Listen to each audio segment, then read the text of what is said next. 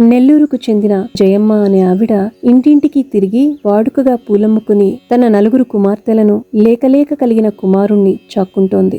మగపిల్లవాడు పుట్టాక 3 నెలల వరకు ఆరోగ్యంగా ఉన్నాడు. 3వ నెల నుండి రక్త విరోచనాలు మొదలై బిడ్డ మూసిన కళ్ళు తెరవలేదు. 2 నెలల పాటు ఎంతమంది డాక్టర్లు మందులిచ్చినా రక్త విరేచనాలు తగ్గలేదు. కళ్ళు తెరవలేదు.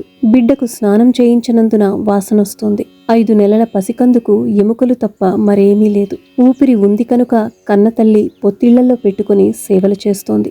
ఒకరోజు డాక్టర్ దగ్గరకు పోయేందుకు బిడ్డ ముఖాన పౌడర్ పూస్తుంటే అకారణంగా కుడికంట్లోంచి కోడిగ్రుడ్డు సొనలాంటి జిగురు పదార్థం బయటకు పడింది. ఏడ్చుకుంటూ ఆవిడ ఆ బిడ్డనెత్తుకుని కంటి డాక్టర్ వద్దకు వెళ్ళింది. డాక్టర్ గారు బిడ్డ కళ్ళు తెరిచి చూస్తే 2 కళ్లల్లోనూ నల్లగ్రుడ్డే లేదు, మొత్తం తెల్లగా ఉన్నది.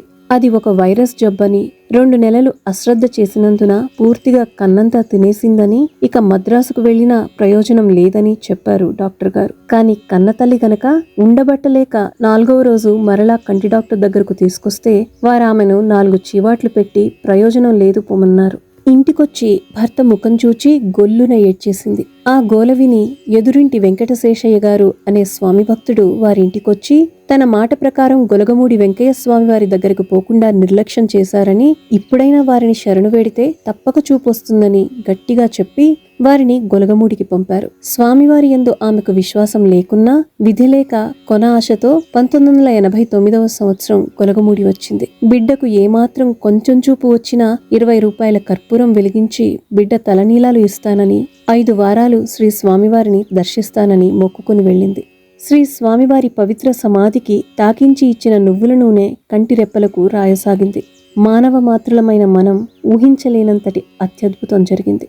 వారం రోజుల లోపల బిడ్డకు 2 కళ్లల్లోనూ నల్లగ్రుడ్డు చక్కగా ఏర్పడి స్పష్టంగా చూడగలగటమే కాక గత 2 నెలలుగా బాధిస్తున్న రక్త విరేచనాలు పూర్తిగా లేకుండా పోయాయి. కంటిలో కనీసం నయా పైసా వెలగల ఏ మందు కూడా వేయకుండానే ఒక్క వారం రోజుల లోపల సొనకారిపోయిన కన్నులకు తిరిగి నల్లగుడ్డు ఏర్పడి చూపు రావడం ప్రపంచ చరిత్రలోనే వైద్యులను దిగ్భ్రమ చేసే అద్భుతం.